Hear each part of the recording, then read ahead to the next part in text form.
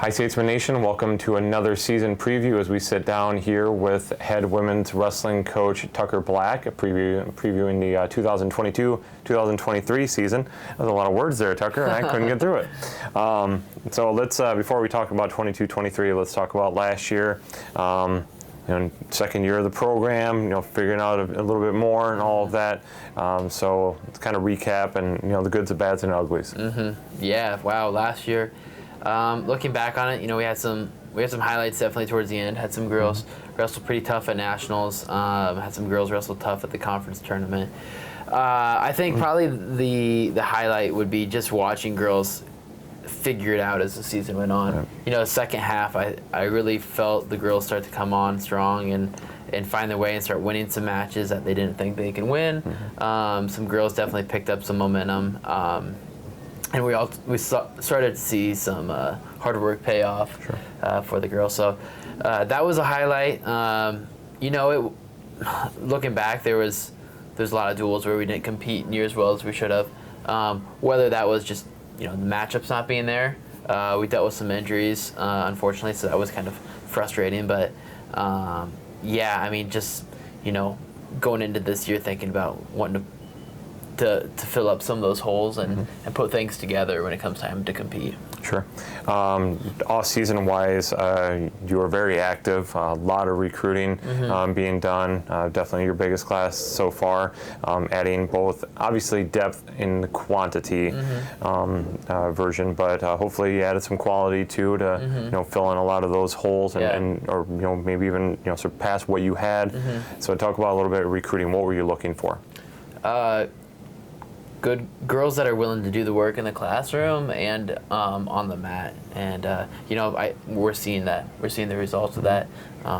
So many of our freshmen have set the pace when it comes time to, get good grades, show up to class, work hard, and in the wrestling room. I'm just really pleased with what we brought in for girls that are like I said, really setting the tone, setting the pace so far. Yeah.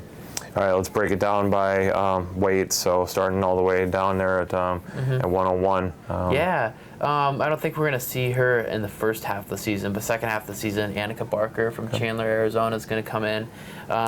She just has such a great mindset and a great spirit. She's a joy to have in the room, and I think once we get some matches under her belt and get a little bit of confidence in her, she's going to go on a tear. At 109, Chloe Shekels, we anticipate her to get down there. She's just a tough, gritty girl, and I think her experience and her grit will show out over time. So really excited to get her down. It might take a couple weeks, but get her down to 109 and get her feeling good at that weight class. At 116, wow, we got quite a bit of options this year. Returning national qualifier, Catherine Steinkamp. She's working hard. She's looking really tough. Just really pleased to see the maturity. She was already pretty mature, but she's taken that next step in maturity, wrestling-wise, leadership-wise, and just overall as a human. Well, having the year under my belt definitely helps because I know how to balance my social life, school life, and then sports. So it's definitely something I've tried to help the freshmen understand and prepare for, and then going this year into our senior season Saturday, you know what to expect. Even though I know what to expect, it's still challenging because I have to take a step up for the freshmen as an example so that they have something to lean on and to look up to because they're going in to college. This is fresh to them. They don't know what to expect. So it's definitely a challenge every day, but it's very enjoyable and they're awesome. So my goals for myself are really purely just day to day, winning the small battles, and for matches, that's just finishing my shots. Last year I had trouble, I would get in on my shots, but I had trouble finishing them. So this year I want clean and crisp shots, finishes. My goal is to have the top numbers for takedowns. Our team is still young, but I really love our chemistry this year, and I am excited to go against Iowa Wesleyan, for example, next Thursday and do better than we did last year. I think we've got a lot of potential. The girls are great. They work hard in practice, and I'm really excited to see it pay off. Brittany Cotter is another option at 116. I think we're going to see her start at 123 and maybe eventually work her way down, or maybe stay at 123. We don't know. Sure. Two really hard-working freshmen are also there. Gracia Martinez from El Paso and Kylie Bustos from Amarillo, Texas. Two girls that you don't have to ask them twice to do the work, and they do it at 100% every time. So they've been a joy to have in the room. At 123, I already mentioned Brittany Cotter as being an option if she doesn't go down. Tatiana Garcia from Amarillo, she's another girl that's very, very talented, has a long resume of wins and doing well. If she chooses to stay at 123, she'll be a heavy hitter there. One of those girls that we can cycle in and out of the lineup and gives us a couple options at conference. And then Mami Salamani, she's certified at 123. She's talked about going down to 23 eventually. She's going to start out the season at 130. I think that's going to fit us well lineup-wise, and we want to make sure that she's just focusing on wrestling and not worried about cutting weight yet. Yeah, sure. Now, 130, got a couple different options there between freshmen. But I think it'll probably be Alexis Cervantes or Mariah Webster. Sandra Ariano is probably going to be our lone girl at 136. Should we not bump up anybody else? 143 will be Ashley Denny. She's returning. I look to see her take a big maturity step this year. She struggled with some of the freshman jitters last year, and I think we're going to see her grow quite a bit. Then 155 is going to be another weight that's kind of wide open. We'll see who ends up taking the throne there. Salima Omari's out with an injury right now. Toya Griffin moved up to 170. So we're going to see who kind of steps in and shows out. We got a couple girls that are looking to maybe eventually cut down to 170 as well.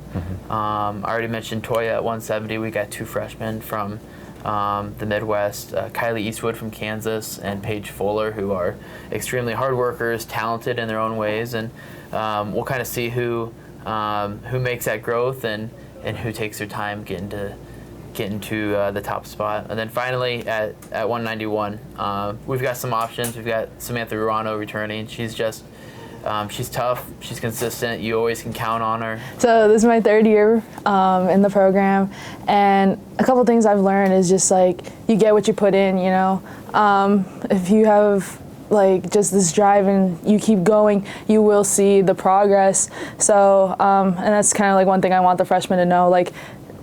It will show, the results will show if you put in the work.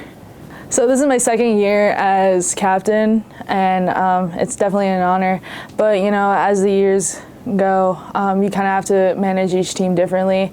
And with this year, I know we have so many more freshmen than we did the year before, and just helping them, see how things are done, how to stay intact, in school, and practice rules, just trying to get them in. And the more familiar they are, the more comfortable they are, and that just has a whole chain effect in how they're going to do. Some goals for myself that I set this year are I'd really like to see myself on the podium at conference and make it to nationals, as this year it's the first time you have to qualify, and so it's going to mean something. And just the small victories as well, just, being able to take a shot in practice and, execute it on the mat. Some team goals we have, just do better than we did last year, I guess. Every year we've had so many small victories, and just putting them all together, like Catherine had said, next week we're gonna wrestle Iowa Wesleyan, and I have this really good feeling about it, and I know we're going to do so much better than we did last year.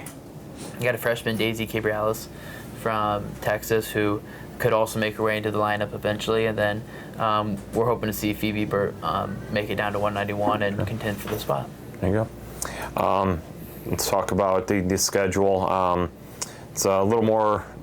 Well, every year is going to be different. You're obviously going to pick whatever you think is going to set your team up the best. But highlighting in there, we are going to host a dual tournament, a mini dual tournament in the middle of December. But kind of highlight some of the big events during the year. Yeah. So we're going to kick off the season at the Luther Hill Invitational at Simpson College in Indianola. I think that'll be a great tournament to get our feet under us and get started. As the season goes on, I tried to be really intentional about not overscheduling this year. We'll have a duel with Iowa Wesleyan and then go down to Missouri Valley. That's a massive tournament, tough competition, and it'll really tell us where we're at early on in the season. Right before hosting a dual tournament, we're going to make it out to Kentucky, and we're hopefully going to bring 2 lineups for that. We registered 2 teams for their dual tournament. We got the Avila duels, then the Soldier Salute in Iowa City. Those are both occupying that Christmas break time where we're going to kind of cut the lineup up and send some girls home and bring those back early, and then keep some back and let them stay over break. And then, at the end of the season, conference schedule picking up. We tried to cluster them together so that we can get some more break time outside of those duels, and then we're really excited to host the conference tournament. Sure, definitely. And the conference tournament definitely serves a different purpose this year, more than just bragging rights. With the NAI now going to championship status, they've got enough teams, there have been enough years of being invitational. Now it's you have to earn your right. It's not just, we'll just go if I want to or whatever, and it doesn't quite mean the same. The red banner is truly up for grabs now. So talk about just how exciting it is and how different that the mindset maybe changes within the program, knowing, okay, we actually can compete for a real national title, and real individual and team wise and all that. Yeah, just I think it takes the sport at the NAI level a step up. Definitely. Says that, hey, this is legit now that we've got the numbers to back it up, and I'm excited to see the girls have to fight a little bit more for that national qualifier spot.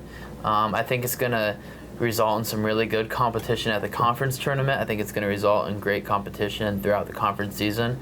Ultimately, as a conference, we want to get as many conference allocations as possible. So we're trying to get as many girls ranked amongst the Heart of America Conference as we can. But I mean, we're so lucky to be in such a tough conference where you're going to see the best, the best in the nation throughout your conference schedule. So it ups the ante for us, but we're really excited for it. Definitely. All right, let's put a bow on this whole thing. Got a lot of newcomers, but a bunch of key individuals that have come back as well to solidify the lineup. But what's it going to take for you guys to reach the goals that you've already set for? And I'm sure that you'll continue to push that needle farther. But what's it going to take to reach those goals? Yeah, definitely by the second half of the season, we're going to have to find that lineup continuity. Consistent girls that we can count on this way and that way, week in and week out. I think it's going to take not waiting until the conference tournament to see our girls really show up. We want to see people ready to compete at a high level and really take the mat as our own during the dual season, during the tournaments. So I really want to see the girls kind of take command and no longer be that new upcoming team, but say, hey, we're here to make a statement. Sure, definitely. Yeah. All right, once again, head women's wrestling coach Tucker Black. His team starts up this Saturday over in Indianola at the Simpson Luther you just said, I was going to say Luther Hill, yeah. It's like Luther Hill Invitational. So best of luck, Coach. Everything, women's wrestling, everything, William Penn Sports will be on statesmanathletics.com. Check out all of our social media accounts as well. So, all right, thanks, Coach. Best of luck. Thank you. Appreciate it.